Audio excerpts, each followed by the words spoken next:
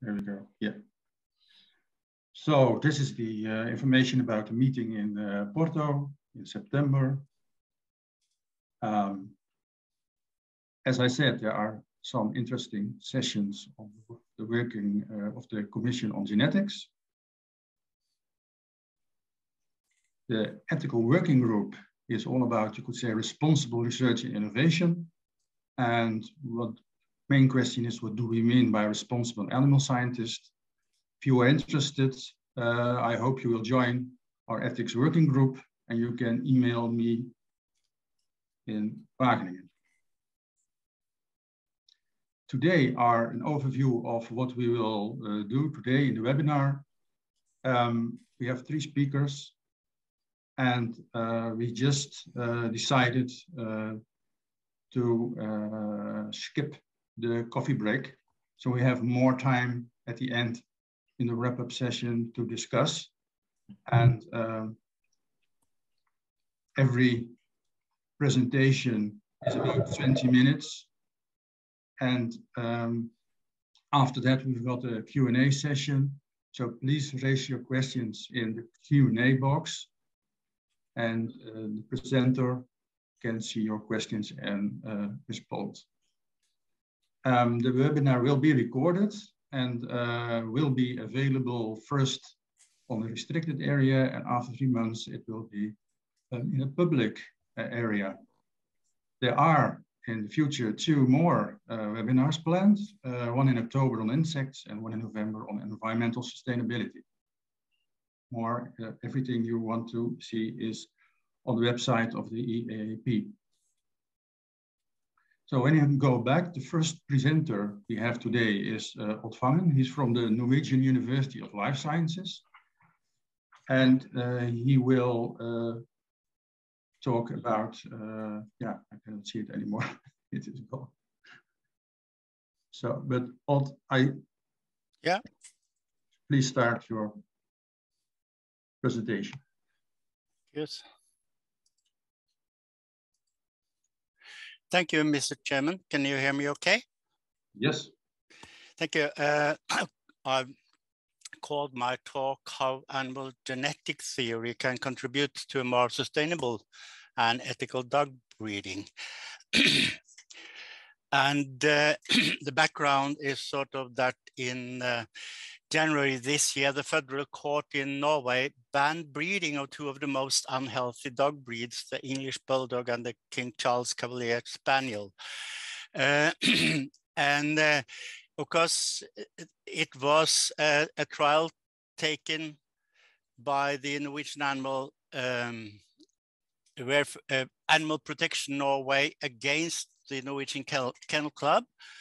And the Animal Protection Norway won the trial, but it will be taken to a higher court. I'm not going into very much into sort of the more technical part of this one, but regardless of the outcome of the new trial, and my point is that animal breeding theory was a large part of the debate in the court. How it was applied by the Kennel Club or not applied by the Kennel Club. It was also stated that the Kennel Club was responsible for the breeding. It has been a debate if it's the breeding societies or the Kennel Club as such, the breeding society for each breed, or the Kennel Club as such. But regardless of the outcome, the public awareness has increased, and the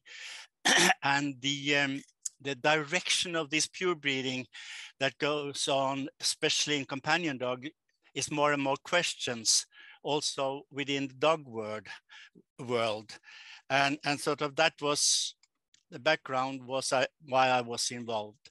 I also draw your attention to the EU platform on animal welfare that came with guidelines in November 2020. It says that mass data and breeding values for health and functional traits based on all individuals in the breed is a recommendation, as well as to develop large-scale databases and more use of mental tests, more focus on inbreeding rather than inbreeding increase, rather than inbreeding on individual animals within a breed. So my question was, why have we allowed this overbreeding on conformation traits to come to this extreme? And why have why have the society accepted that many of these more than 300 genetic defects in dog breeding, this is far about what we would have accepted in farm animals, is my statement. And why are so many scientific papers and scientific reports on genetic defects directly due to breeding for extreme conformation being more or less ignored? That's what I tried to dig into. So if you read the recommendations, for example, from the Kennel Club, the British, it says, and this is new the last years, that it should not be exaggerated conformation, but that is what has happened over the years. A more shorter and shorter snout, more and more hip angle, etc. I mean, all the traits described in the conformation of an animal has been drawn to the extreme in those animals selected for championships, etc. And I also see that, as in the Norwegian Kennel Club, that it talks a lot about mating of two dogs. It talks very little about maintaining genetic diversity or maintaining the genetic variation within breeds. We all know that targeted breeding is effective, and the background is that genetic variation is crucial, and we have to be sure that we maintain the necessary genetic variation within our breeds if we want better breeding. Over the last, I would say, 15 years, there have been a lot of newspaper articles about, this is Norwegian, but it says that that the society have been more concerned about the change of the conformation of the animals. You see this change of conformation in many breeds, and society has become more concerned. And my question is, could animal geneticists have made a difference if being more involved in the dog breeding? Because we have a welfare act. For example, this is a Norwegian, but you will have varieties of welfare acts in many, many countries. You should not breed in such way that you're influencing the animal's physical or mental functions in a negative way. You should not reduce the animal's ability to practice natural behavior or breed that cause general ethical reactions. So my reason for being involved is basically that I worked a lot with the criteria for sustainable animal breeding, and not especially in dog breeding, rather in the production animals. And here in Norway, on a breed level, we very often talk about breeding for many traits, increase the probability of a balanced biology, breeding in a long-term perspective, increase the probability of a balanced biology as well, take care of the natural environment of the animal, and include knowledge on biological constraints and non-linear correlations between traits, and maintaining an effective population size. And I think actually that all these points that we have developed for national animal breeding is more than relevant for the dog breeding sector. Because there are two main challenges in the dog breeding today. It's the extreme breeding for conformation traits, which I already briefly mentioned. There is a long list of conformation traits that give health problems due to breeding for extremes. And we all know that the main criteria for selecting breeding animals in terms of the showering system is based on conformation. The other issue is, of course, the genetic defects and the inbreeding depression, the overuse of popular males in large populations, and the many small numbered populations of international breeds, but each country have a relatively few animals that they are doing breeding work for in many international breeds. And this, of course, is increasing the probability of homozygosity for recessive genes, causing sickness and health problems. Here are there some lists. There are other lists, but the interesting thing, why does the dog have the far most genetic disorders compared to other species? I think because there is so much less natural selection or less selection against disorders have been taking place in the pet animal sector compared to the farm animals.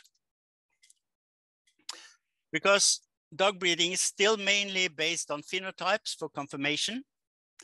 There are breeding values, blood breeding values, for example, for hip dysplasia, hunting traits in some breed, mentality traits in some projects. And there are an increasing number of DNA tests on the market, which is a market that seems to be increasing with where too few people ask the questions, how these tests been properly validated, how much of the variation in the traits are explained by these single tests, etc. And I think that some of these tests are simplifying the underlying genetic variation of many traits, because we don't see this market to the same extent in production animals as we see in dogs. There are, of course, genes and QTLs that influence also breed type characteristics like body size, coat color, snout shape, etc. So of course, I'm not saying that there are not QTLs that are important for conformation traits, but it seems to be overuse. I'm not bothering you with a lot of talking about different breeds. I'm just stating that already in 2012, these big reports that told us among the genetic problems that were present in many of the most popular, this is a British study, most popular British breeds, and several studies. But the important message here is that more than 20% are due directly or indirectly to selection for exterior. Additional 40% of the diseases can be linked to selection for exterior, but not to the same extent as those 20 breeds, 20% of the breeds, sorry. So what actions are taking? I don't think the society would have allowed this to happen if it had been farm animals. In other words, I think we generally overlook the animal welfare aspects of dog breeding. And then the question is, who are responsible?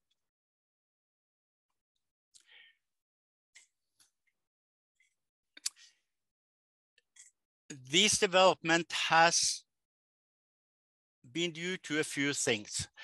We have a group of large frame breeds that have been working dogs, but turn into companion dogs without a proper program for developing work or maintaining the working traits. Then we have the more type of pet breeds that are selected for conformation without any functionality at all. You all know that in dog shows, many of the small breeds are evaluated for conformation standing on the table in a specific position.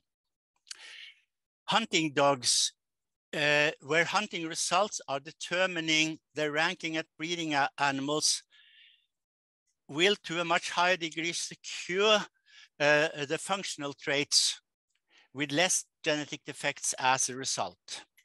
Another typical challenge in dog breeding is very high focus on some single defects like hip dysplasia, traits like that we have good programs for screening of, but with the fear of overdoing the selecting based on such single defects and throwing away a lot of genetic variation. Because we have this, I would say, 5 group of traits when we breed dogs. We have conformation, we have health, behavior, mentality, call it whatever you like, functional traits, and fertility. So how do we use our theories? Because we know that we cannot put direct economic values on the different traits, or could we? I think we can conclude that too many resources are used to breed for conformation. Even if you ask breed societies, and we have done several studies, master theses, etc., state that they rank health and mentality much higher than they rank conformation. And the second question would be, what is the proper breeding goal for health? Repair what selection for conformation has damaged, or really improve health status? And the answer is, of course, as EU also has done recommendations of use of health clinic results, larger databases as the basis for selection for better health. When it comes to mentality temperament, of course, we know that the proper mentality is different from breed to breed, but we need more simple mentality tests. Some breed societies have made them obligatory, like the Swedish Collie, for example, have had a very interesting project for making a sound collie. There have been studies with intensive use of questionnaires to owners that have been successful. There are possibilities which the dog world doesn't utilize. Role of working traits are, of course, variable between breeds, but there are block breeding values widely used in at least some of the Nordic hunting dog breeds. Quite common, actually, already. I already said I jumped this one, but when we for some traits have good registrations, selection against such a defect could be overdone, like the hip dysplasia status. And we see some breed clubs that now skip the guidelines given from the kennel clubs, the guidelines that say that you should only approve for breeding readings above a certain level of the hip dysplasia status, because they see that if they have such restrictions on their breeding work, they throw up a lot of the genetic variation within the breed. I remind us all about what are the sustainable breeding important factors: population size, how we select, mating structures, what do we want to achieve, but most of all, for most breeds today, the balance between selection and maintenance of genetic variation.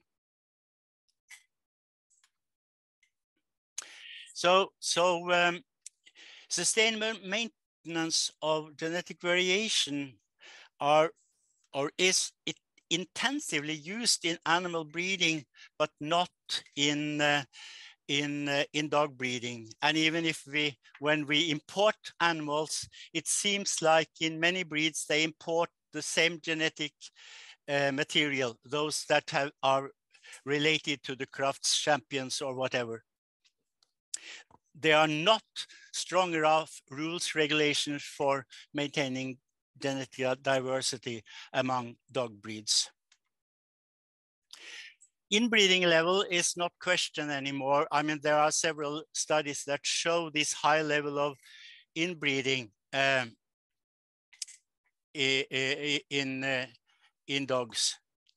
And 20 breeds with inbreeding below 25%, the rest on 25 or above. Well stated. And here is an example that what is expected in breeding could be much lower than what actually takes place.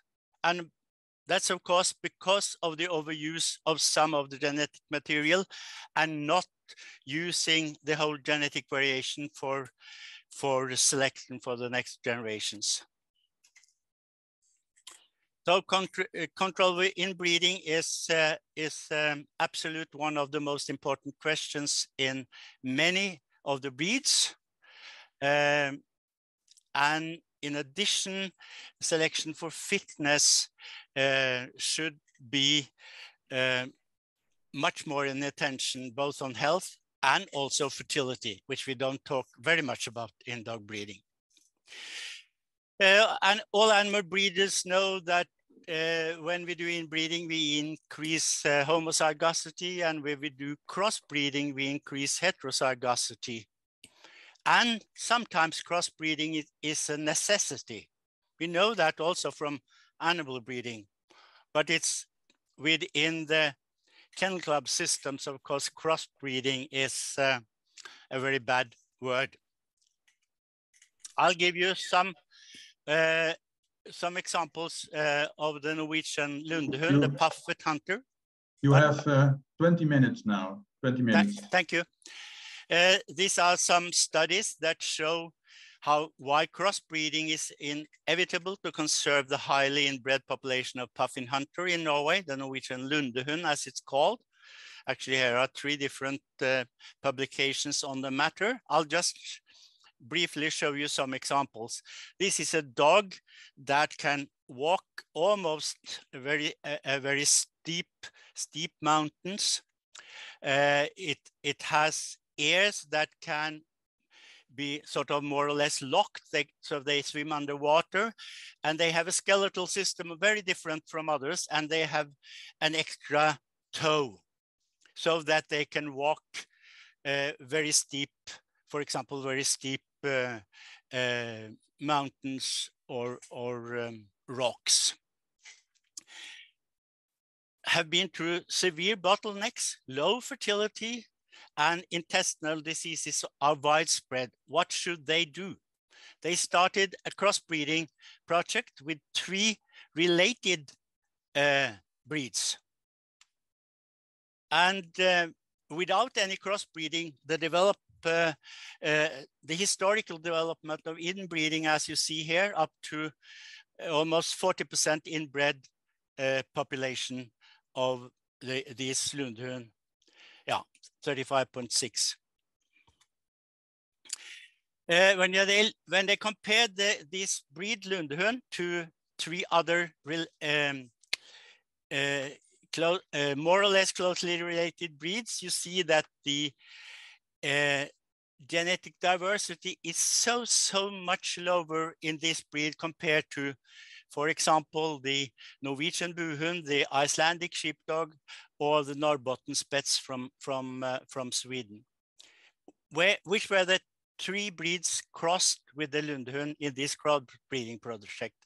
And here you can see how they calculate how they could changed the inbreeding or genetic relationship through crossbreeding systems with outcrossing.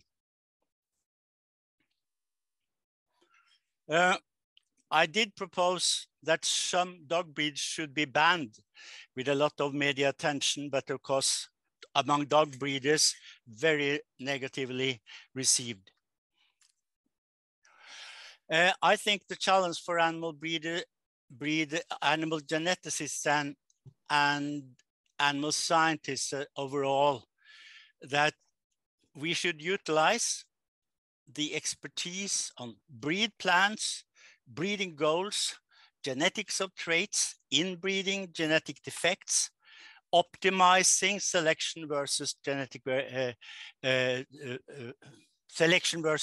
variation, and include the role of crossbreeding in dog breeding. So my conclusion is, of course, that animal geneticists should have played a much more active role as advisors for dog breeding societies. And by this input into trying to make dog breeding more sustainable and ethical sound, I thank you for the invitation to this presentation. Thank you. Yes, thank you very much for this wonderful presentation. I see there are a few Q&As, one chat. On the chat, we see 2 remarks. The first one was from Peter, I think, Peter Sandøe. Yeah, it says piglet mortality, big problems, both places, just different rationals. Well, yeah, yeah. So do you agree with that? It's not really the same, because in piglet mortality, they have many breed societies that have included survival of the piglets as a separate trait. And if you include survival in addition to selecting for litter size, then you can move the population of the actual pig breed in a different direction. But of course, if you don't include survival, then you can have more or less the same situation as you have in the dog breeding sector. Yes, Peter. I think the point I was making is that you have a similar things that you have in farm animal breeding. You also come behind. I mean, in Denmark, we were first on breeding for large litter size. Then we had a 50% increase in piglet mortality. Then they went for piglet alive day 5, but then it didn't work because they still were too greedy and they're still struggling. We have recently had a big problem with breastbone fractures and layers. Seems to be mainly caused by breeding layers to be smaller and smaller and the eggs to be bigger and bigger. At one point it crashes. So the point I'm just trying to make is that both breeding systems tend to be perverse, but they're just driven by different rationales.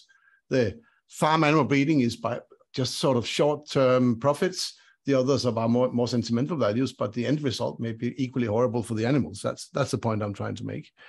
Yeah, and I think the Leroy question here, Grégoire Leroy question here on the QSA is more or less of the same type, where it says, don't you think that there are actually very similar features in livestock species, such as low effective population size? Yes, of course, that has been a very important issue.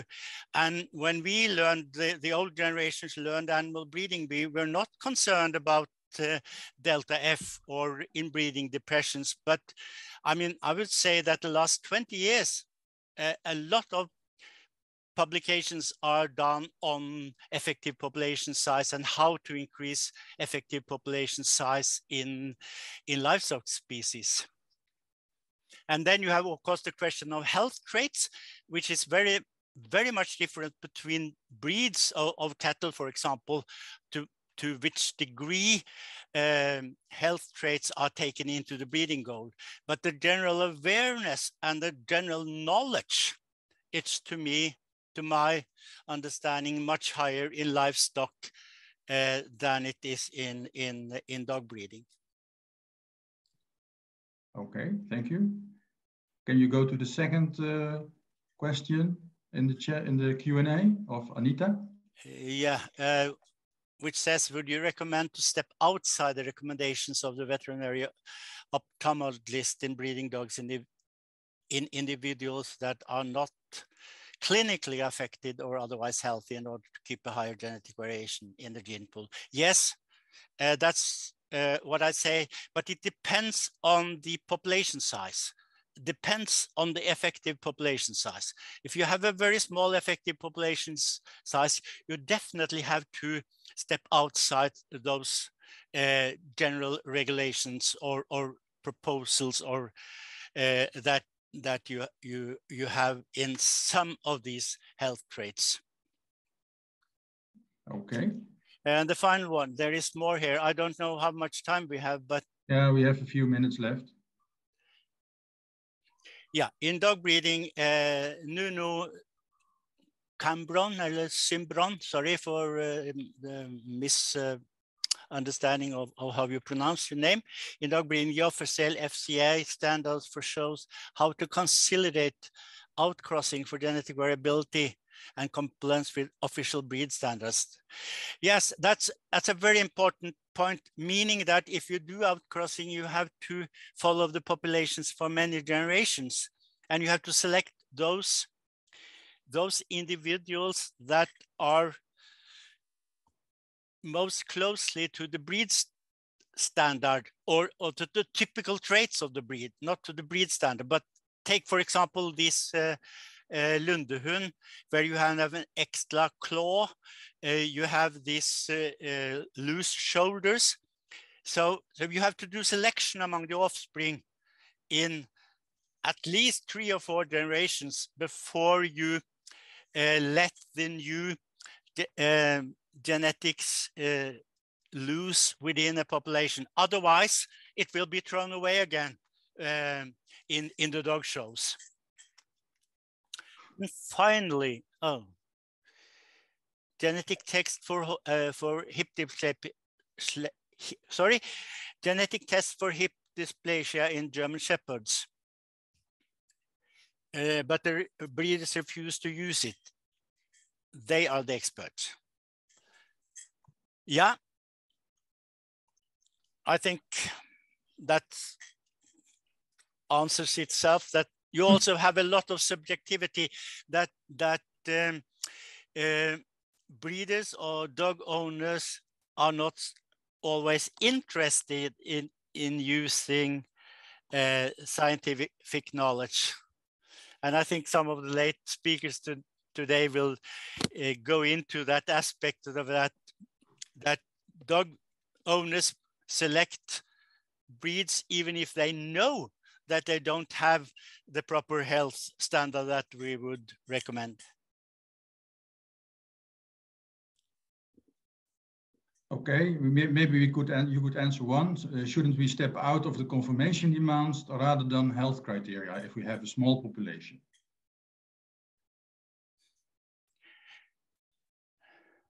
Yeah, we should step outside of the conformation demands. Of course, but it's not either or, it's both actually. And Katarina, nice to see you. I was the external opponent for your dog breeding PhD in Finland many years ago. Find healthy genes from outside the breeds. Yes, that's also a way to go. Thanks. Okay, thank you very much, Odd, for answering the questions and your presentation. And I think it's now time to switch to the second presenter. And it's Peter Sandøe from the University of Copenhagen, Denmark. The title of his presentation is "What is wrong with my Bulldog?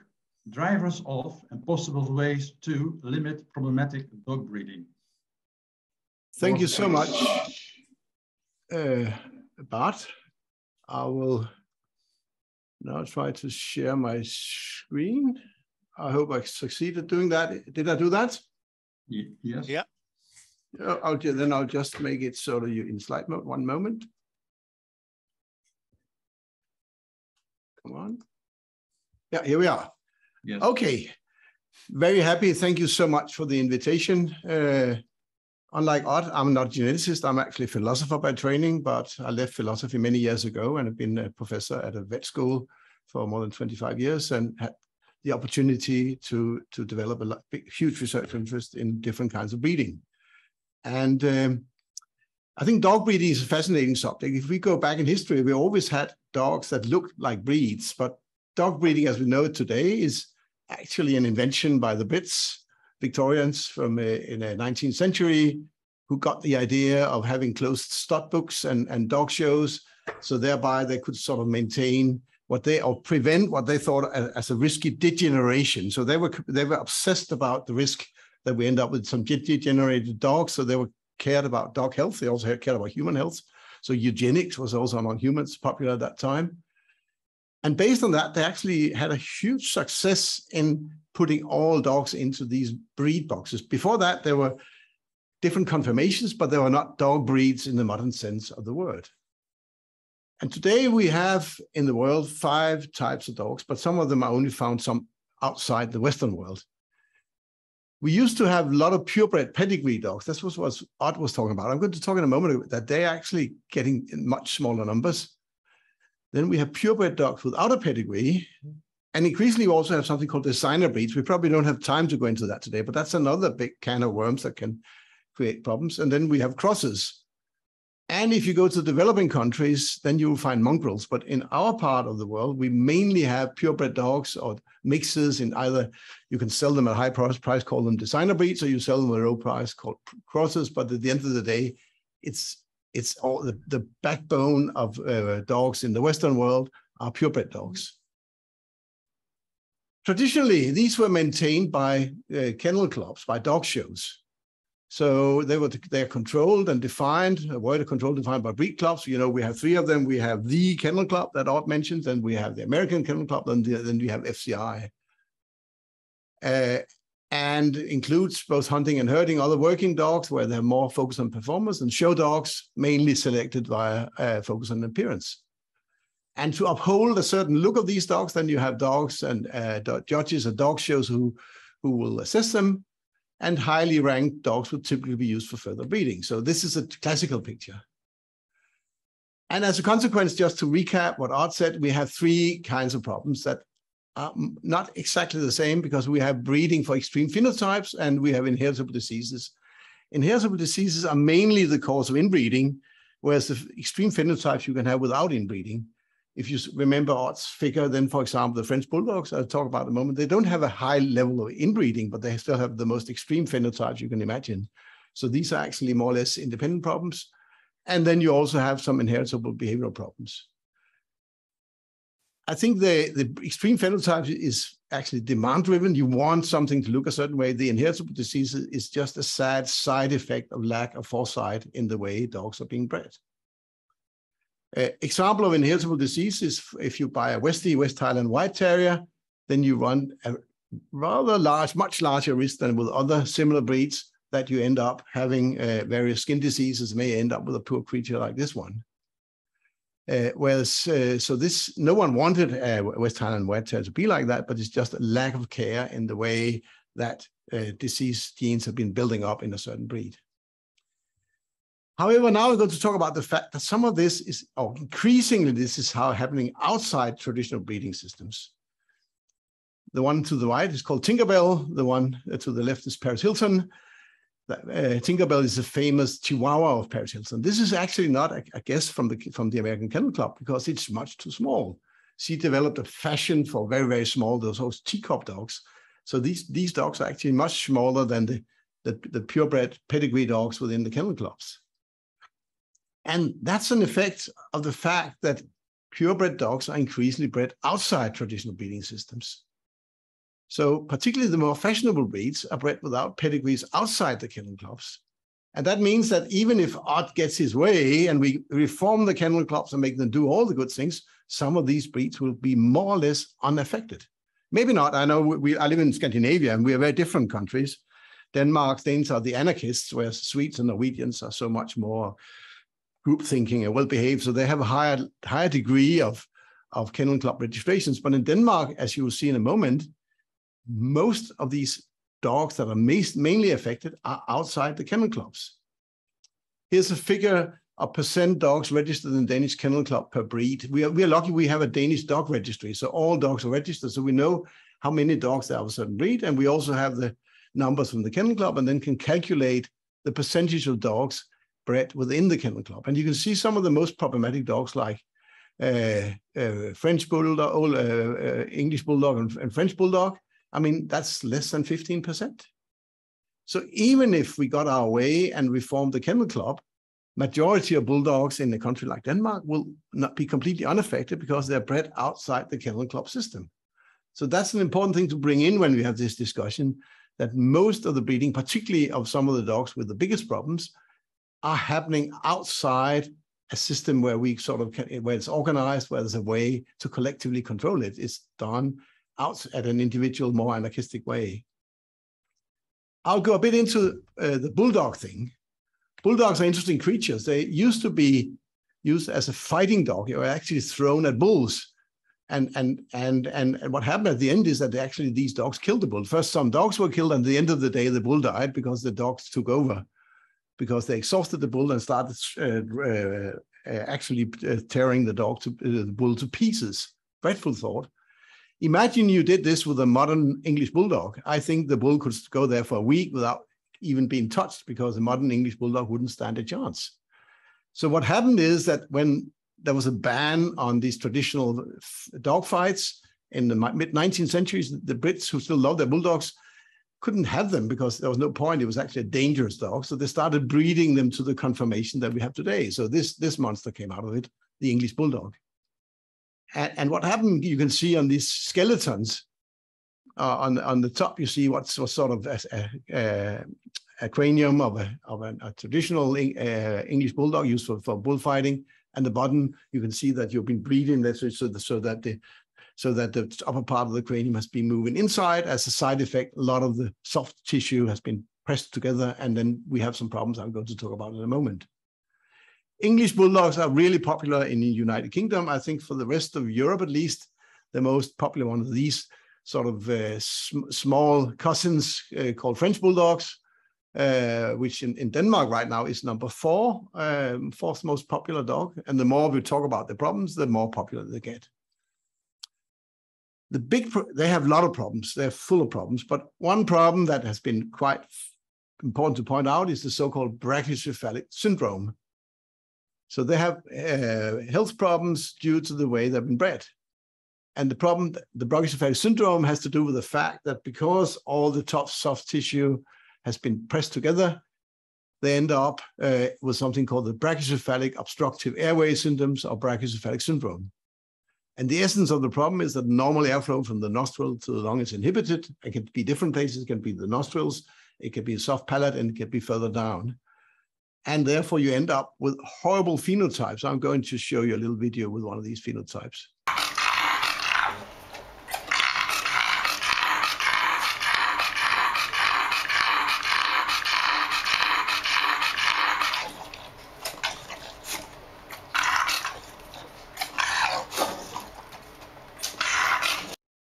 I hope you agree with me. This fellow has a huge welfare problem. Luckily, he went under surgery and actually ended up being in a much better state. But we also know from the literature that only the very severely affected are being caught. About 2/3 of them are not caught because people tend to normalize. So only if they have really severe versions of it, it will be treated. Rest will go unnoticed or seen as actually a normal part of what a bulldog is like.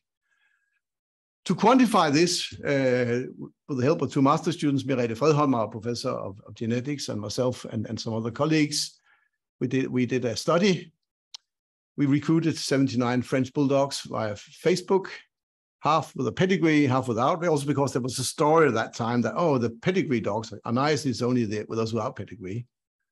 And we did something that was developed by a group in Cambridge, led by Jane Latloff, called the brachycephalic functional score. So that's you take them for a run, and then you you measure by how much sound they make. So the breathing sound is used as a measure of how effective they are. And we also measured a number of conformational measures, things like nostril stenosis and lengths of nose and things like that. And we did a test for genetic diversity with mouse swabs in all of them. All of this we published in a paper in +1. If you're interested, you can find it in my web page. It's of course open access. The long story short is that there's long discussion about where to draw the line, but those who work with this agree that a brachycephalic functional score above 15 is a good score. That if you're beyond 15, you have a severe problem. And here you can see 42% of the French Bulldogs recruited actually were on the bad side of this. So nearly half of them have a problem. Interestingly, those with a pedigree were more likely to have a problem. I should say there are no statistical significance here, but still you can see there's no reason to say that, oh, if you have a pedigree, it's better. So our key finding is that, and then we also looked at different conformation problems, and there has been a story about the length of the nose. We couldn't find that. Jane Latlov couldn't find that either when she studied, but it seems that nostril stenosis, how close the noses are, is a good predictor. Can explain 32% of the variation in brachycephalic syndrome. We also found that genetic variation in the population was found to be similar to that in other breeds. And you remember Odd's figure, it was actually below 25% inbreeding. So it's not the bad end. The bottleneck here is not lack of genetic variation. The bottleneck is that you've got yourself into a corner by breeding such extreme dogs. If you want to use nostril stenosis, you could select parents based on nostril stenosis. Then to get a significant reduction in brachycephalic syndrome, only what's called nostril score 1 and 2 can be allowed. That means we exclude 81% of dogs. But these dogs have a number of other breed-related issues. They have eye problems. They have neurological problems. They have problems about giving birth naturally. So to my mind, and here I'm completely in line with Odd, this is a complete genetic wreck. I mean, for goodness sake, this should be banned. This animal, there's no hope. I mean, if you were a cattle breeder coming in this situation, you say go and get rid of it and start from scratch. And for some of the other bulldogs, you might know that there's been studies of genetic diversity showing that there's, for example, the English bulldog on top of the other problems has very little genetic diversity. Getting to this point, this is where it comes to the question, why on earth do people do this? Because, I mean, as we said, if this was farm animal breeding, they would have stopped long ago. They would have gone bust. You cannot make money by breeding animals that cannot sort of survive. So the paradox is that, I mean, you can imagine you could buy a car that cost a lot, often had to be taken to the mechanic, could not be insured or could only be insured at an incredible cost, didn't last very long. Would you buy that car second time? I mean, the short answer is probably not, but many owners of bulldogs just buy a new one when the old one dies. But here the car examples gets a twist. Some years ago, I gave a talk. I think it was actually at an animal science meeting. And I told this, and then someone from the audience said, I'm from Italy. There we have Ferraris, we have other sports cars. They have all the features you're saying, and we are making a lot of money on producing them. So the problem is that just like people like Italian sports cars, even though they cost a fortune, will break down and ruin you, they are still being bought. So I think that's the key to understand what's going on. There's an appealing feature to these animals that makes people buy them despite all the problems. So what is the attraction of the bulldog? First thing is we know from the psychology studies that everyone likes a round face and big round eyes rather than a longish face and small narrow eyes. So the phenotype appeals directly to us. And an Italian colleague of mine has done this study with children, and they all choose the left-hand drawings over the right-hand ones. There can also be an element of tradition. I mean, of course, in UK, they have the bulldog. When I show this picture, I always say to my student, like dog, like owner. But so the Brits, of course, has this strong traditional affiliation to the English bulldogs, but we don't have that, so it doesn't explain why we do it. But they're also nice animals. They have good temperament. Some people interpret the features as charming personality features. I mean, a colleague of mine, Brenda Bonet, who's a geneticist, has some friends who have a French Bulldog. Whenever she visits her friends, the Bulldog jumps up and down and then it passes out. And then the owner says, well, that's her way of making herself interesting. So they actually reinterpret this as sort of personality features rather as what it is, a terribly sick and poor animal. And also some people may prefer to live with a dog that takes life at a slow pace. Sometimes I've been given talk to vets and they say, well, we did a nose job on a Bulldog. Then people came back and complained, now we cannot control this dog. It's all over the place. Can't you sort of do a middle thing? So that could be something about something that that these actually creatures may be interesting. They may have an appeal of their own. And in the past, most of the efforts to do this has focused on supply. They've been blaming the Kennel Club. You may not remember the BBC show, Pedigree Dogs Exposed. It's about sort of conspiracy among those who produce the animals. So blame on breeders and kennel clubs. And I don't mind blaming them. They deserve a lot of blame. But I would say that extreme dog breeding is a problem both of supply and demand. Both need to be shifted. So there's the demand side to this. And to study this, we did a study where we actually did a survey study to find out why people buy these extreme dog breeds. What we did was we sent out, because we have this Danish dog registry, and we got our way, this was before GDPR, we got our way into the dog registry, got names and addresses of over 1,000 owners of these dogs, belonging to French Bulldogs, Chihuahuas, Cavalier King Charles Spaniels, and Can Terriers. So we have the French Bulldog as an example of an extreme dog breed. We have Chihuahua, which is another extreme dog breed. The Cavalier King Charles, which is the other breed that Norwegians have been after, is not that extreme in conformation, but it has a high level of inbreeding. As a consequence, suffers from inheritable diseases of various sorts. And then we had the Can Terrier as a control, based on statistics done by the data coming out of EAAP. We know that this is actually in the very low end of most of the problems. So we sent a random sample of 750 owners of each of the 4 dog breeds registered with the Danish Dog Registry. They were invited to participate in a survey questionnaire. We got, at the end of the day, we got in contact with 2,636, and nearly 1,000 of them responded, giving us a response rate of 34%, which is not that bad. An interesting finding was that people don't seem to care too much about these problems. Here you can see, just as an example of what this means, the early spending. So you can see that in terms of veterinary costs, Can Terriers were the cheapest, and French Bulldogs were by far the most expensive. More than 12% of the French Bulldog owners paid more than $760.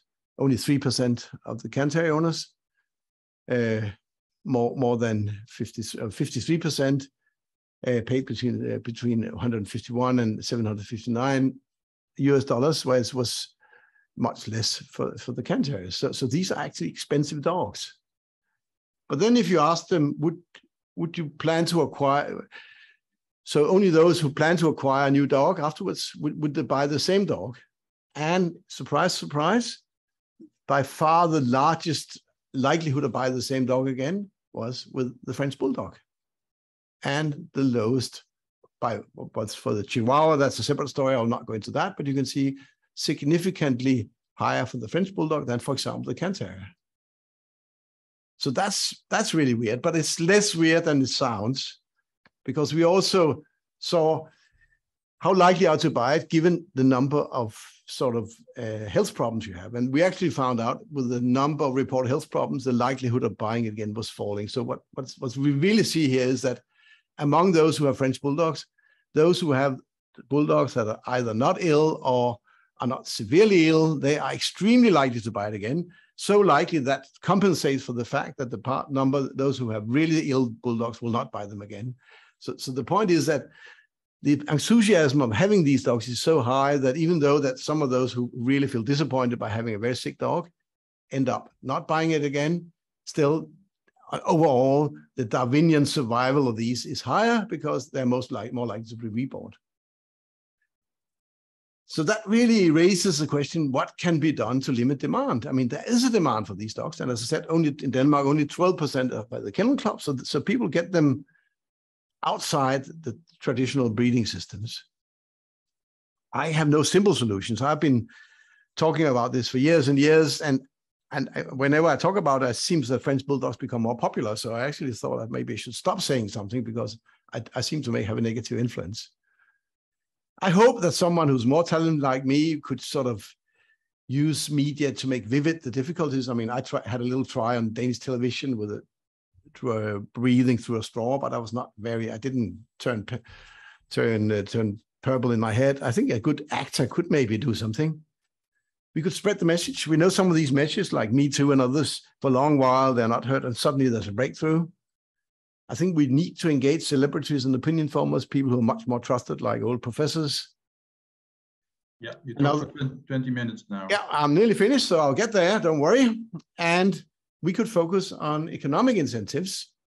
So what we'll talk about in Denmark is that the ability of owners to reclaim what they paid for the dog without losing the dog could be an incentive for dog breeders to do more about this.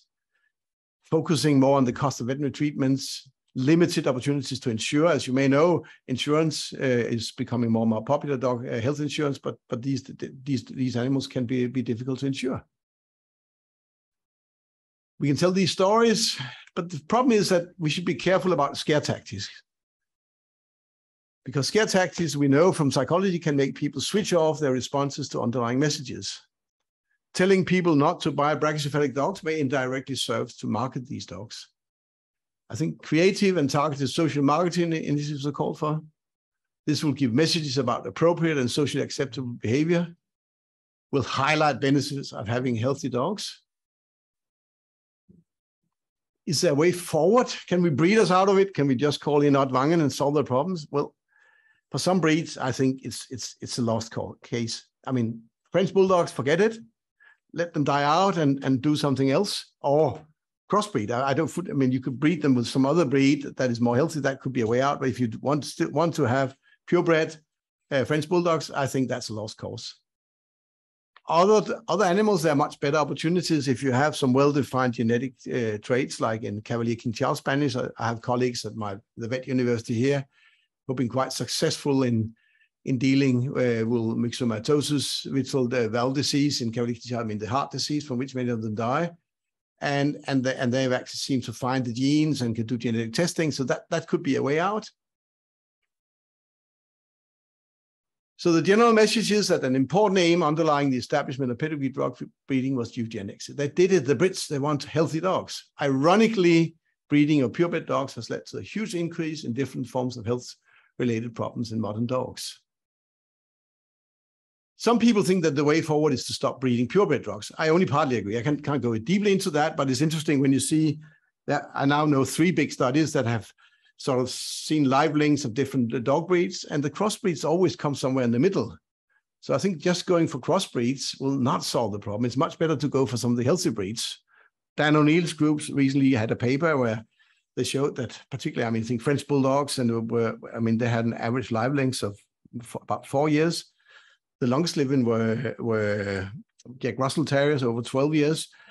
So the way forward is healthy breeding rather than no breeding, because I think sort of giving up some sort of structure on what we're doing is not going to solve the problem, but that's certainly something we can discuss. And the only thing missing is actually acknowledge a lot of lovely people. I'm just a stupid philosopher. So the only reason I've been able to do this is I've been able to collaborate with a number of really smart experts in genetics, social science, epidemiology, and things like that, and breeding, of course. Yeah, and now I should stop sharing. I'll just get this done. Here we are. Okay, I hope. Thank you very much, Peter, for your interesting talk. Okay. I see one question. I just need to. I haven't succeeded to stop sharing. I'll just. Yeah, here we are. Yeah, and I need to see the Q&A and things, but I haven't had a chance to see it while I was speaking. No. So I can read for you what can be done to limit demand, given that we need to reach all of them, not just the KC registered dogs. Would you like to see more legislation to prevent their breeding? I'm going to say two things that sound contradictory. In theory, I would like to see a ban. In practice, I'm not very optimistic. We have had in Denmark a ban on certain American Staffordshire Bull Terriers, pit bulls, and things like that. That has caused a lot of trouble and a little thing happening on the ground. The problem is with the EU, you can freely import these dogs. And unless you want to sort of stop people on the street and do genetic tests on their dogs, I think the risk is that if you try to, like in Norway, these are sort of kennel club breeders that have been targeted, but then if this just gets outside the breed clubs, it will be very, very difficult to enforce. So I think we need to do something about the demand. I think legislation itself will not suffice. And the risk is if we just go like in Norwegian, it will not work. I know Holland, the Netherlands, they have tried to do it, but my impression is also they're struggling. They're struggling with imports, they're struggling with a very bureaucratic system that is being hated by everyone and people work around it.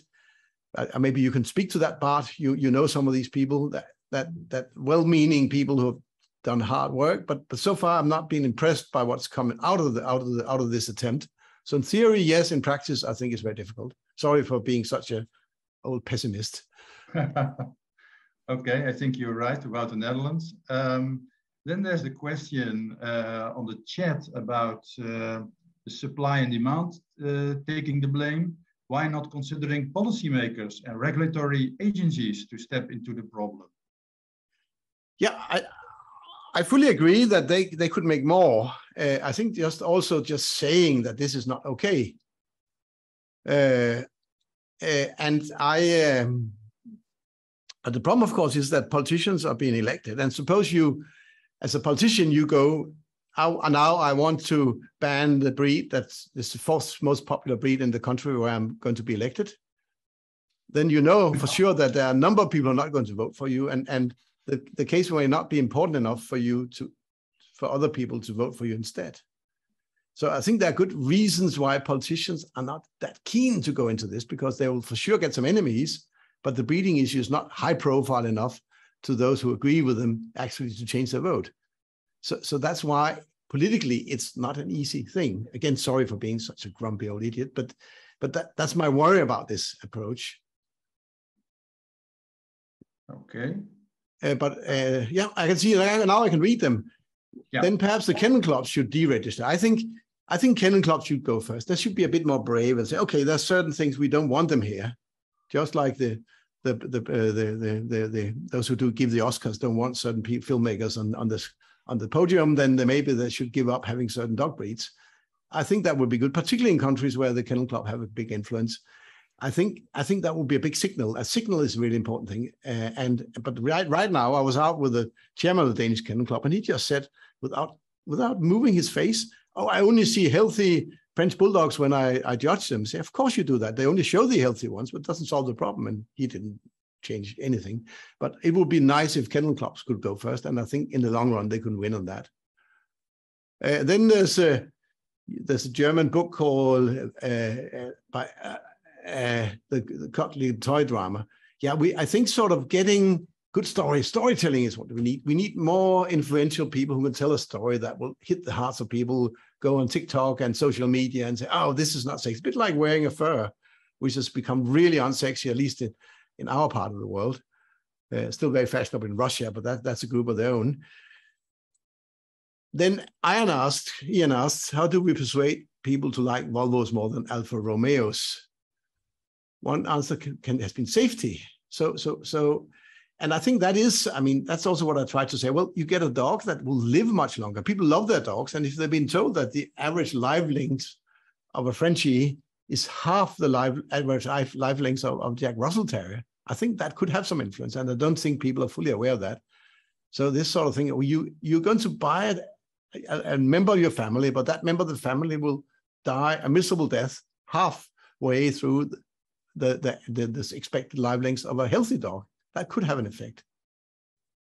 Then Tia say, Arico, can it be that dogs don't have a job anymore? function is gone.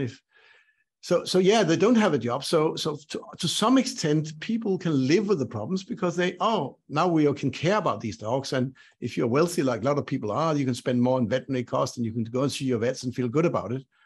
So there can be a bit of a Munchausen by proxy in some of this.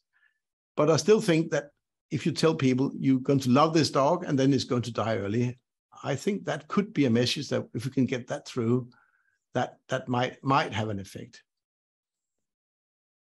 Then Mitch says, I agree, the demand for charismatic yet unhealthy dogs like Bulldogs means breeders will continue to be incentivized to breed them. Do you think extending Kennel Club guidelines for what's considered purebred in these breeds to include outbred healthier dogs will help? I think if kennel clubs could come up with something better.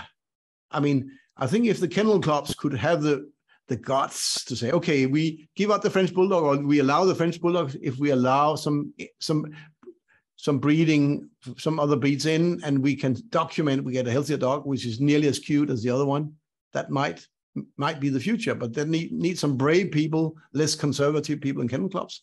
And I have to say, there are not many of those. You don't survive long in a kennel club if you're thinking new thoughts. I mean, these are very conservative organizations, but that could be a way. Okay, I think we now have to stop because there's so many more questions. So you're a tough guy, Bart. We come back to that. Okay, that's good. The end. Thanks. And then, so we had half an hour, and now, as promised, we will skip the break. So thank you very much, Peter, again, for also answering the questions, and see you back in at the end where we wrap up all the questions again. So it's now time for our next speaker, Candace Croney from the Center for Animal Welfare Science of Purdue University. Her presentation will be about the ethical considerations in dog breeding and sourcing, a North American perspective. Here's what I'm going to talk about today. Odd and Peter did a phenomenal job covering the major issues that we have in terms of breeding of dogs and the welfare issues that have resulted. I'm going to give you a very quick and now an even quicker display of what is happening in the United States and why, for instance, we have major ethical issues we have to address. And what I will give you is not just the ethical issues we're struggling with, but what I think may be a potential opportunity to address the question from the perspective where we engage dog breeders as part of the problem solving, because frankly, they have the greatest potential impact to make changes. So with that, thank you for the invitation. Sorry for the delay, and here we go. In the United States, 69 million US households keep dogs, and we love our dogs. We view them as members of the family. For many people, an increasing number of people, dogs are what many people refer to as their starter children. And so we care very much about their well-being, and we care very much about the conditions under which they are bred and reared, in part because they have implications for the quality of the human-animal bond and our interactions with them. So it's estimated that in the United States, somewhere around 8 million dogs are needed annually to meet the demand for dogs. And the question that is going to come up is, where do we get these dogs? There are many good sources of them. One can get them from shelters and rescues. We can get them from small breeders, which is probably very similar to what happens predominantly in the European Union and in other parts of Europe. And we can also get them from large-scale breeders, highly contentious in the United States today, and we'll touch on that a little bit more. But the big question is, where should we get our dogs, right? And so what we see here in the United States is that there is a major sense of sourcing and tension around where people go to get dogs. And in fact, there seems to be, in part because of the movement to promote the idea that the only ethical place to get a dog is from a shelter or rescue, that there is a sense of public shaming and blaming if people get dogs from breeders, right? for some of the messaging that has occurred around public advocacy or welfare advocates trying to promote adoption of dogs from shelters and rescues, there's almost been this polarization that the only option beyond that is to support bad things happening to dogs if people purchase from breeders, and certainly if they purchase from large-scale breeders, and particularly from breeders that operate puppy mills, akin to what you would refer to as puppy farms, right? So, huge tension between adoption of dogs versus getting dogs from breeders. And so, touching on some of the topics that we've heard about before, what we oftentimes see is consumer perceptions and consumer demand really driving the markets in the marketplace. In the United States, from a study that we conducted, what we found is when we asked people a little bit about what they thought about dogs, breeding of dogs, the welfare of dogs, and so on, the vast majority of people told us that they thought dogs could be bred responsibly and that they could be bred ethically, right? When in a follow-up study, when we looked at what people wanted in dogs, and particularly where we go to get dogs, and that is actually going to be a major focus of my presentation and different from some of the others in terms of expanding out themes that become relevant to the topic of ethical dog breeding, leading now to considerations about how you ethically source dogs. One of the things that people told us very clearly is they want to retain choices in terms of where they get dogs, in part because they have very diverse preferences for where they go to get them, and also what types of dogs they get, as well as the characteristics they're looking for in dogs. And Peter and others have already touched on some of this, but I will tell you that two major characteristics people look for are, not surprisingly, breed and appearance. Okay. So here's some data that we had in terms of where people tell us they go to get dogs. And what you will see is the vast majority of people who responded to our study, it was a nationwide study done in the United States. Most people said they got their dogs from a shelter or rescue organization. But actually, if you look at the number of people or the percentage of people who bought a dog, it's actually quite high. Many people purchase dogs from breeders, actually on site. Some purchase them from a breeder online. That's going to create some issues for us.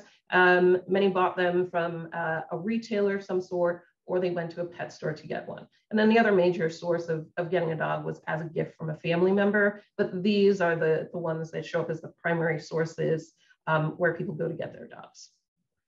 And so then when we ask people, what are the reasons that they got dogs in the ways that they got them, or why they chose to do that, one of the things that they told us very clearly is that what they wanted was a specific breed or type of dog, which makes sense that they would go to a breeder for that. And then the other rationale we see is this, this notion that it was the right thing to do, right? And we think that is associated with the getting dogs from breeder or shelter area. And I think for some reason my slides have just switched over. Okay. So the big question I think we need to engage is, first of all, does breeding of dogs actually cause harm, right?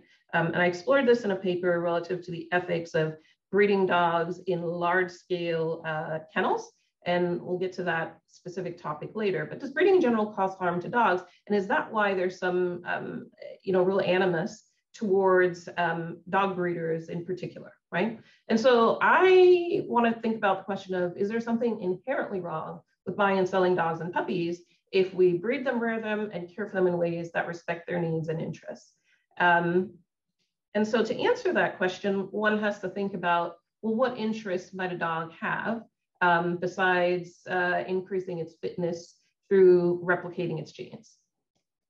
And what we know from established animal welfare science is that for dogs to do well, for them to be really in good condition and thriving, they need to function well, so they need to be physically healthy. We've touched on some of the issues already that dogs in breeding run into. They've got to be able to reproduce. They've got to be structurally intact. They've got to be able to do physically their best, right? But what they also need is to be able to feel well, So that addresses the sentience component of what we owe to dogs.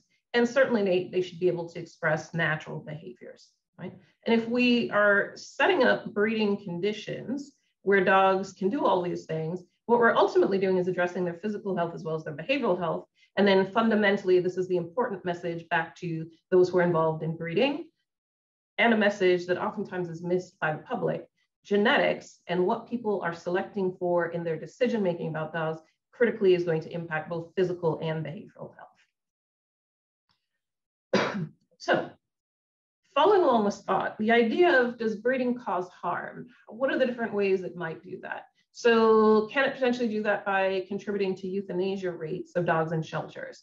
And in fact, this is a common concern that is articulated in the narrative about adoption only from shelters or rescues being the most ethical way to get dogs.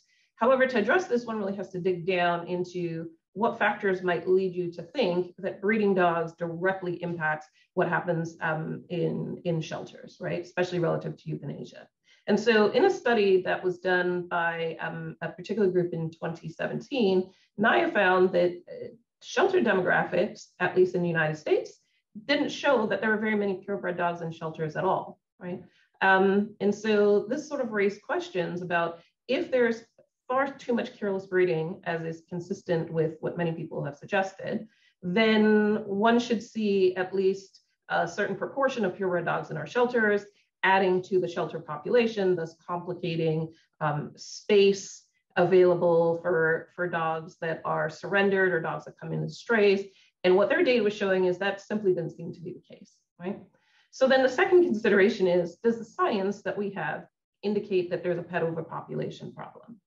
And the answer to this is pretty murky, right? Because if one looks across the board at the United States, if we look at the demands for dogs, the number of dogs that appear to be available based on different models, what seems to be occurring is that it's not so much that there is an overpopulation of companion dogs available for people.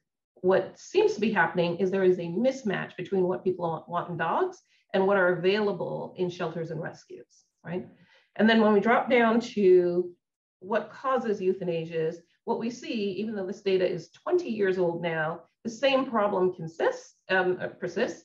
Behavioral problems are really the leading cause of relinquishment to shelters, right? And so here is where it becomes critically important that breeders actually make decisions to select dogs for behavioral wellness.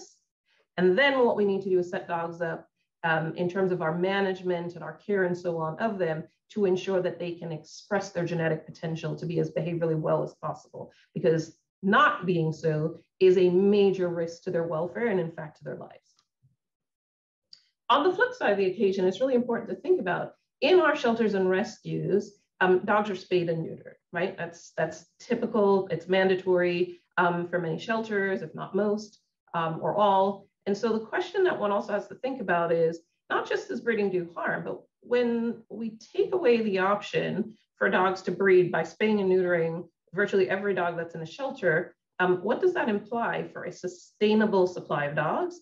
And also, what does it do to the genetic diversity of the population of companion dogs that is out there? Because as our previous speakers have touched on, this becomes really important. Looking at the fertility of dogs becomes incredibly important if we want to have a sustainable long-term supply of dogs. And frankly, if we are euthanizing many good dogs, or if we are spaying and neutering many that are behaviorally well, that could be great companion dogs who could contribute to genetic diversity in the positive spectrum of genes that we want to see, we are potentially setting ourselves up for a little bit of a problem. And in fact, I would suggest it's a rather large problem. Does breeding do harm through focusing on aesthetics and trends? As you have heard discussed earlier by Peter, I would argue that absolutely this is the case, right? And so he gave the wonderful example of brachycephalic breeds. Since he did such a great job explaining that, I'm not going to spend any time on this other than to point out that not only are the breeds themselves really at welfare risk and are frankly quite compromised, we then increase their risk in other areas because as a result of the issues they run into, when one tries to transport them, they can be at even higher risk especially during times of year where temperatures are extreme, because we have changed their conformation so much that they cannot adapt and do well. And frankly, in terms of air transport, many of them actually die, which is one of the reasons many of our airlines will not transport these animals at all, and certainly not at certain times of the year, especially this time of the year in the summertime. So we've got to come to this question of balancing supply, demand, and harm, right? And so we've got some potential options. We love dogs, we want our dogs, we want more dogs, people want what they want, and they want it when they want it. So what should we do to address that? So option number one is simply increase the supply of dogs. And maybe, but I think there's some other considerations we have to take into consideration. We can try to decrease demand for dogs, but is that really feasible given that in terms of what people want, in terms of how much the human-animal bond does for people, in terms of the idea of how much dogs mean to us in our day-to-day lives, is there any good likelihood that we're going to decrease demand for dogs in general? The odds are no, and you've heard Peter say previous to this, that even decreasing demand for dogs that are shown to have major problems isn't getting as much traction with the public as one would assume it would. So what's left? So what I would pose here is what we need to do is increase ethical, sustainable supply of dogs. And the question that should lead us to is, what does that look like, right? So here's what I have put together. If you think about the sort of classic sustainability model where you look at people, planet, and profit, if we conceptualize dogs, a supply of dogs under the context of sustainability. And I think what is incredibly important is that the welfare of the animals has to be central to this intersection, which I'm now switching over to pets, people, and profit, right? Because make no mistake about it, breeders and others are going to make money off of these dogs. And the question becomes, can we do that in a way that is socially and ethically responsible? So I think the only way we can do this and conceptualize sustainable, responsible supply of dogs is for the dogs themselves to have that functional integrity that we've talked about. And I'm now going to lump under functional integrity, not just the physical health of dogs, but their behavioral health as influenced by the genetic decision-making that has come into play. We also need to think about how many dogs we are producing so that we have enough of them, so that everyone, especially given those important benefits of the human-animal bond, who wants a dog can actually have access to one. But rather than just increasing supply, one of the things we need to think about is what is acceptable to the communities in which those dogs are going to be found, in terms of how those dogs are reared, produced, and what decisions go into them, and how acceptable those are going to be to the members of that particular society. Okay, so let's follow up focusing on resource efficiency. In the United States, the role of commercial dog breeding, this is breeders who sell from high volume kennels. Many of them actually do sell to pet stores. Things are moving so that many of these breeders are selling online. This is a hugely contentious form of breeding in the United States. Problematically, I've told you what the numbers look like in terms of US dog demands. What we know is that based at least on the numbers that we have, those demands cannot be met solely by shelters, rescues, and small-scale breeders, and it cannot even be met if you put them all together in terms of how much production there is to meet the demand for dogs in the US. Commercial breeding could potentially help to meet that demand, and it currently is. However, many people are working very hard to not just regulate these breeders, but also to put them out of business intentionally, right? Now, commercial breeders in the United States are regulated at the federal level and often at the state level as well, and sometimes at the local level too. Using the term puppy mill to conflate meaning with a regulated commercial breeder is problematic. It tends to stymie the problem solving, because the true puppy mills that are out there, they're operating purely for profit with no interest in the welfare of the dogs whatsoever, are generally operating with no regulatory oversight to begin with, right? And so while many people think our federal oversight of these dogs is not stringent enough, when legislation targets the regulated population of breeders who actually are following some laws, what happens is they then tend to get displaced, and it's those who are following either no rules whatsoever or rules and producing dogs in numbers that can't be tracked in any way, shape, or form that really then start to thrive and fill in the gaps in supply that are now completely rampant because the commercial breeders have been displaced, okay?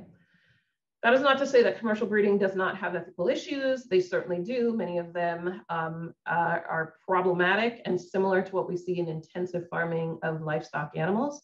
And so the challenge that we see with those animals is the same as what we see and have to think about for breeding dogs at scale, right? And that is, how do we meet their physical, their behavioral, and their psychological well-being needs?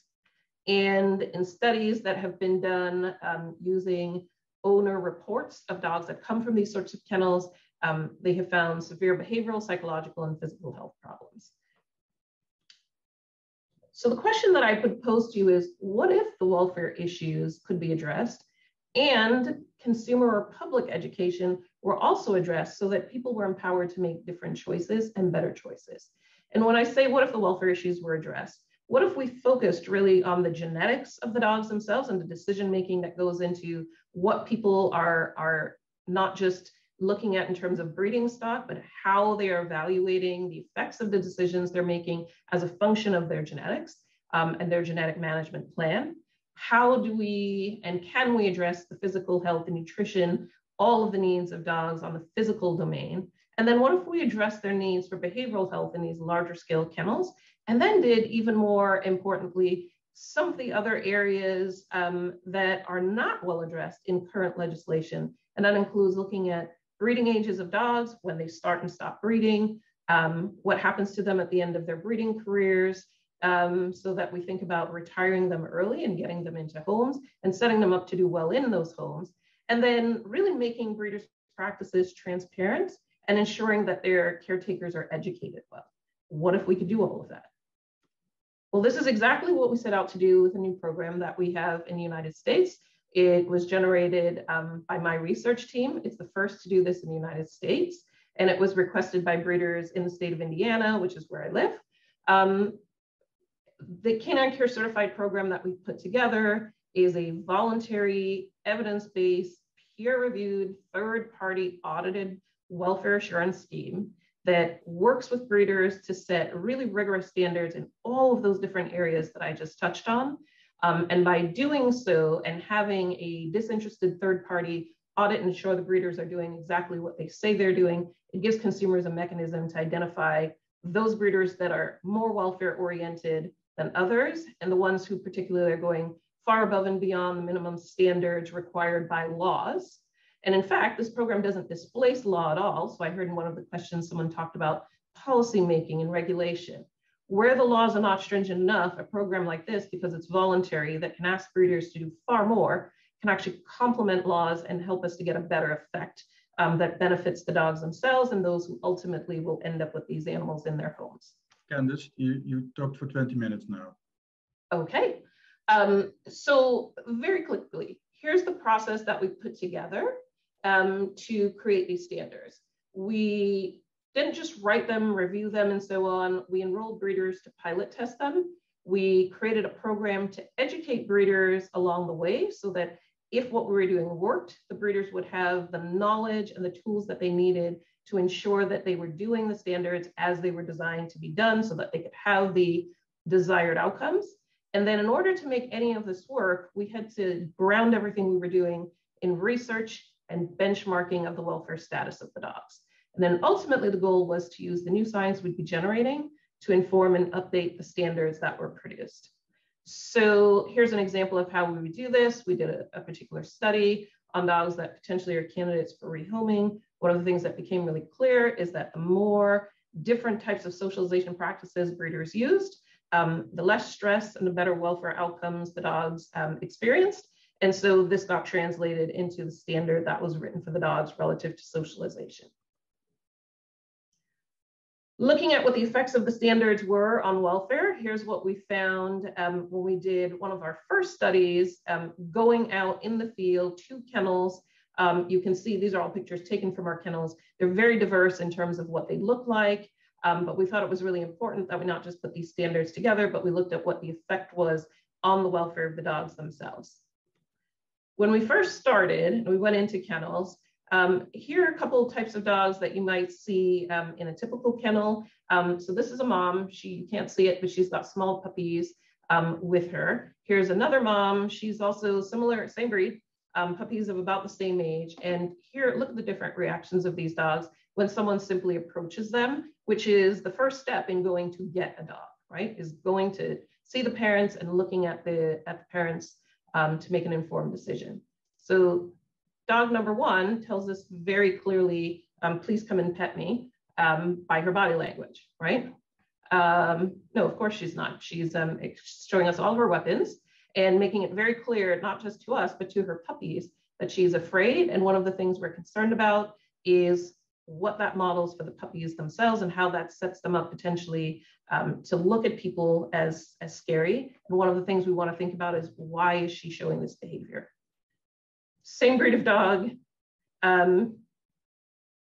puppies with her, and we get a completely different reaction, right? And so this is enlightening, because if you have the same breed of dog, the same management, and so on, then the question that comes into play for us is, clearly what is happening here is there's a classic genetics by environment interaction.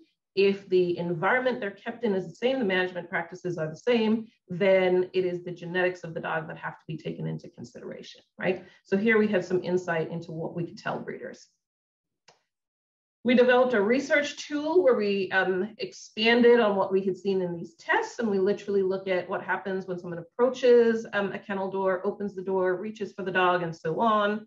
And we score the dog's response to that as red, which is anything that looks like fear behavior or fight or flight. Green behavior, affiliative or undisturbed. Yellow behavior, these are the dogs that are ambivalent. They're not clearly green, they're not clearly red. And then we also looked at their physical health and we scored that as well, right? As part of our welfare metrics, looking at if breeders did our program of standards, what would be the outcomes? And very quickly, here's what we found. In these kennels, there weren't very many physical health problems, which is not consistent with what the literature told us we should find. When we saw them, they were few and minor. What we did see is, for breeders who did this program, the vast majority of them showed an improvement in behavior. So that lovely affiliative behavior that you want to see, showing lack of fear of people, really improved in almost all of the kennels. What that has ultimately led to is a change in breeder practices. And it becomes really important that breeders have changed these practices and they're hearing this information back from us, because now we're at a place where we can actually delve a little deeper. So in follow-up studies, what we are able to look at is the behavioral responses to strangers, which again is a reflection of the genetic selection of the dogs, as well as the management of the dogs as a function of the breeds that are involved. And as we've continued to do this work, one of the things we're beginning to look at is heritability estimates, potentially for some of the behavioral phenotypes we are classifying relative to fear, fearfulness, and so on versus affiliation, to inform breeders on the importance of the choices that they make and how they manifest for the dogs and the experience the dogs themselves are having. So to wrap up really quickly, here are our take-home messages. We take everything that we do and we translate that back out to specific breeder education programs. And if we want to ultimately result in responsible, sustainable sourcing of dogs, what we need to consider are a number of different factors: public perceptions, what people know and what they want. We need to find ways to produce enough dogs under high welfare standards to ensure that there is equitable access to the public to get these dogs, so that what we don't do is contribute to inequities in society where only some people can access dogs, and dogs that are bred under great standards. We certainly have to emphasize for breeders the importance of attending to genetic selection and the diversity of dogs that are out there. And the last pieces are this. This cannot be done without good science, without ethical deliberation, without diverse partnerships that includes engaging the veterinary communities, who the public trust more than anybody else on animal welfare, outside of potentially Paris Hilton and celebrities on dogs. And we have to engage policymakers to ensure that they have the best quality science. But the very important piece that cannot be left out, and what has worked for us, is to support breeders who are ethically oriented and empower them to make change by folding them in as allies and advocates on animal welfare, not just as people who are part of the problem. We want them to be part of the solution and feel their own leadership in that capacity. And so with that, I'm going to stop. I will thank everybody, all our research sponsors, all of our collaborators, and my wonderful research group, and hopefully we've got time for questions. Okay, Candace, thank you very much for an interesting presentation. And I see that there may be one Q&A linked to you or not. Yes. It's a big one. Talked about demand and supply and increasing supply to meet the demand. What's your opinion? Is owning a dog a human right that should be provided to anyone and everyone who just wants a dog? Or should it be an addition to life to those who can afford an ethical purchase and ethical owning of a dog? Yeah, so that's a great thing. And it's one that is very controversial here, especially here in the United States. So here's the problem. We've got so much wonderful data that tells us that having a dog, interacting with dogs, can have so many benefits for people, including creating a greater sense of social support, reduced stress, reduced anxiety in many people, increasing physical health and physical health parameters like cardiovascular health and so on, as a function of some of the interactions with dogs, as well as reduce stress in so many ways, that we now have beautiful studies that suggest that having a dog might be, in some instances, as effective as access to pharmaceutical medications or interventions, right? Given that, given how much joy and how much wonderful support dogs give to people, I personally find it very hard to say that everyone who wants a dog and who can provide a reasonable level of care and support for that dog consistent with its needs and interests should not actually have one, right?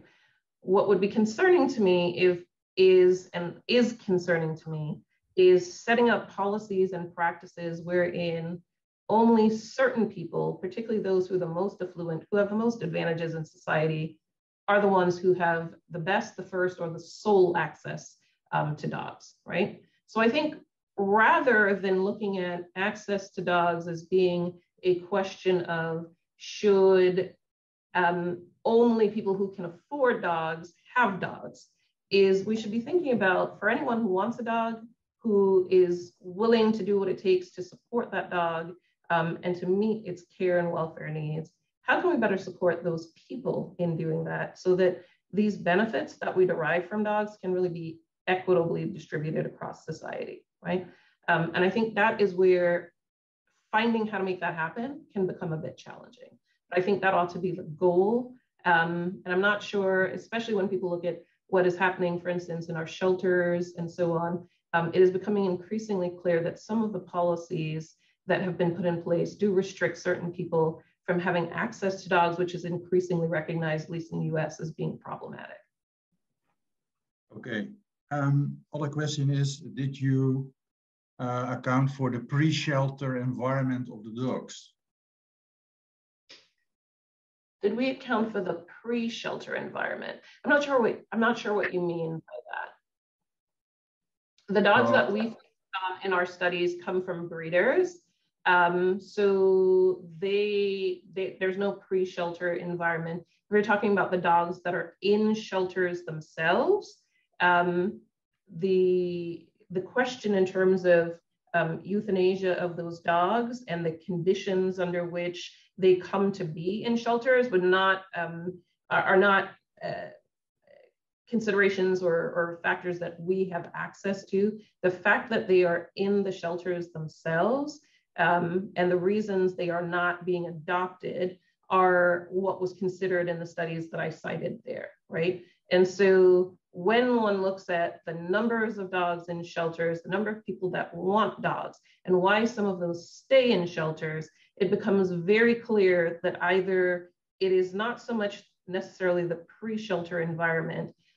It certainly can be what a dog experienced in its life and so on that influenced its behavioral development if it was in fact surrendered for a behavioral problem. And what we know is behavioral issues are the #1 reason we are putting dogs down in shelters today, right? Certainly, I would say to avoid that issue, and this is why I go back to solve this problem, you really have to take a multidimensional approach. And that includes owner education, and to the question before, better owner understanding of the lifelong responsibilities they have for dogs. And that includes starting with planning to get a dog, understanding what the needs of the dogs they're considering really have, and ensuring that people understand that that is a lifelong responsibility, right? And if they're not prepared to do that, then that should be something that they're seriously counseled about before they get a dog, so that those who are creating demand for dogs also are enfolded into the process of ensuring a more sustainable, responsible supply of dogs, selection of dogs, choosing of the dogs, which sends a message then back to the rest of sort of the supply chain, if you will, including to breeders in terms of what people are looking for. Hopefully that answered your question. And regarding the last slides, the breeds with the most reaction responses are the ones that are the most wanted for purchase. They are some of the most wanted breeds in my country too, Maria says. So is that true? Yeah, so I'll give you this as an example. So the percentage of dogs that are showing us the positive responses or the green responses are what you see here. I went through this very quickly, and there's lots of variation, right? And what I will say is we don't have enough dogs to really make decisions or suggest that certain breeds are more sociable or affiliative and so on than other dogs. The point in this is what we can show with the population of dogs that these breeders are working with. As we get more dogs, we will likely be able to tell them something about which breeds are more likely or not to need interventions in terms of management, so that they are giving more of what people want and desire in dogs behaviorally, as well as, because we're focusing on this on the physical health piece as well, which breeds people need to look at more closely in terms of the decisions they're making when they choose to breed these dogs for whatever reason, so that they are selecting for dogs that are physically healthy as well as behaviorally healthy, right? So as we get further into the research, that's ideally the goal that we're going to get at. That way, breeders who are making not necessarily well-informed, well-thought-out decisions themselves have the tools to do even better. And what we are seeing with some of our breeders is they are quite competitive with each other. So once they get to see sort of how their dogs perform relative to others, they then have an incentive, even if it's nothing more than a marketing incentive, but for many of our breeders, it is a point of pride to have their dogs be doing better on these welfare metric scores. Okay, and so you answered also the last question about did the breeders you work with practice health testing, and I think you said yes. Yes, that is a requirement in all of our standards. And in fact, the entire program is predicated on them working with their veterinarians to develop plans of care, including for how they select dogs, how they manage their dogs, their behavioral wellness plans, their preventive and treatment care plans, and their veterinarians have to sign off on every single one of these in order for them to be certified under our standards. Okay, thank you. We have now 7 minutes left, I think.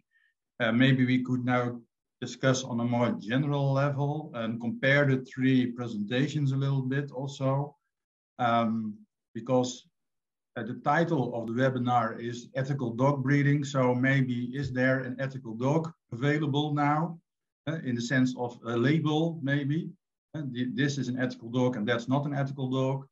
And even you can find a way to make a dog that is has a new function, a family member dog, the ideal family member dog that is healthy, that has good behavior, that is functional, etc. So start up from scratch a new program for the small, medium, and large dogs that have the label ethical dog, maybe. And after a while, put all the other dogs out of breeding. Because the ethical dog breeding is then really firm and not just a little bit incremental and problematic, I would say.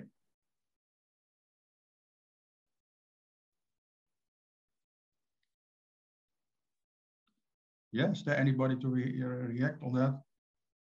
Well, if I should take you up on that. Oh, there is some echo here somewhere. Anyhow, if I should take you up on that, of course, the ethical is not a static situation. It's linked to society. It's linked to what the society expects from our animals, so it might vary between countries even. But I think we should rather talk about in the ethical direction than the perfect ethical dog. And what you imply is, of course, we have all these many hundred breeds. We should have put some of them together into a pool, genetic pool, for small, middle-sized, etc., and for the different purposes breeds, like we have done in animal breeding. But we realize we cannot do that because it's not breed organizations that own the animals, and that's one of the breeding animals, which is especially the breeding males, and that's one of the main differences between dog breeding and farm animal breeding. But what I think we can do is to give, as Candace said, increased ethical supply also to the breeding work. I believe very much in scientific results and to inform people. And as we see in Norway from this trial that got a lot of national attention, people have become much more aware of the problems with purebred dogs. So it's more or less to answer your question, it's more of going in an ethical direction rather than producing the ethical correct dog. Yeah, somebody said on the chat, maybe I wonder if it would be a good to define an ethical dog breeder and not an ethical dog. But a breed is dependent on the breed society and not on individual breeders. So it's the responsibility of the breed organization and the kennel clubs when we talk about purebred dogs. We really have to increase their ethical supply, to use this term. Peter? I can see there are 2 minutes left, but if I could use a bit of that. I think one of the most encouraging things was from our Finnish colleagues saying, well, now they are allowing crossbreeding. And if it really, kennel clubs sort of now decided they will stop just going on with a show that no is unsustainable and actually supply dogs that people can trust, both having the right sort of look, but also being more healthy. That could be a way forward, but it will require such a bravery on that side, which you haven't seen yet. But that's what you could hope for, that the kennel clubs will see either they die out or they take a completely new move. But so far, it has been mainly noise and no real action. So that's a really sad thing of it. But we can still hope, and I love my Finnish friends. Then we have the initiatives in Holland and Germany where you try to do it by law. I wish them all the luck. I'm still skeptical, but that's another way. But at the end of the day, this sort of social pressure for people's sort of feeling in their hearts as a problem, a bit like with the Me Too movement, we need a breakthrough. So we need some sort of social movement that suddenly it's just being seen as utterly wrong. And we know a lot of other issues like sexism or smoking, other things for a long while, nothing affects. And then suddenly something happened. So this thing is what we are hoping for. But so I think we all agree on the problem, but there is no simple solution. And I think my only hope is that the kennel clubs suddenly wake up and say, well, if we're going to survive, we need a completely new direction.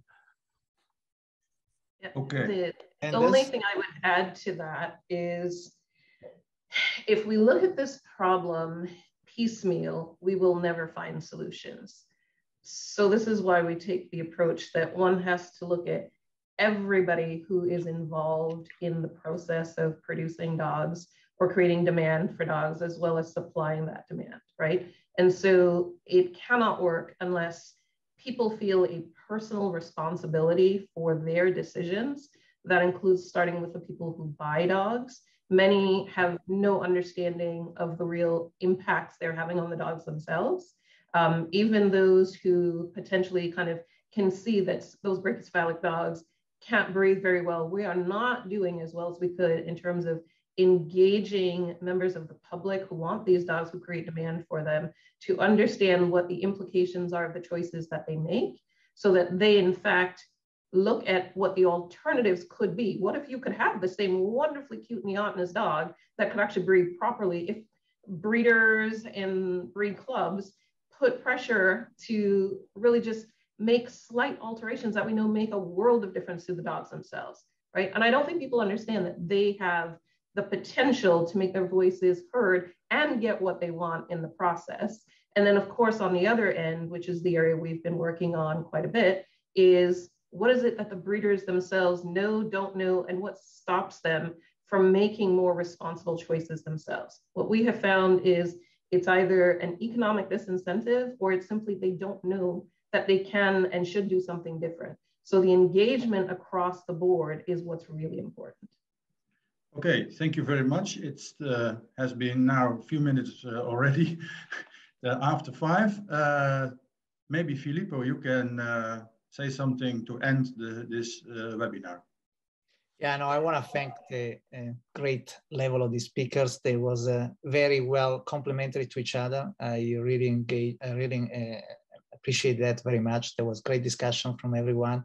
It's obviously a topic that touched many people. I'm not a dog owner myself. One of my first publications was on dog, which is funny, but I am more a dedicated geneticist. But it was great to see that. And obviously we need more, maybe on our, let's take some responsibility as geneticists, I guess now, I talk about myself, to be able to do that type of information and extension and you know, and I never like to say educate because that never works, but just to provide more information out there about this and the opportunities that can be there. So I really appreciate, I really love this webinar. Thank you so much, guys. Appreciate it.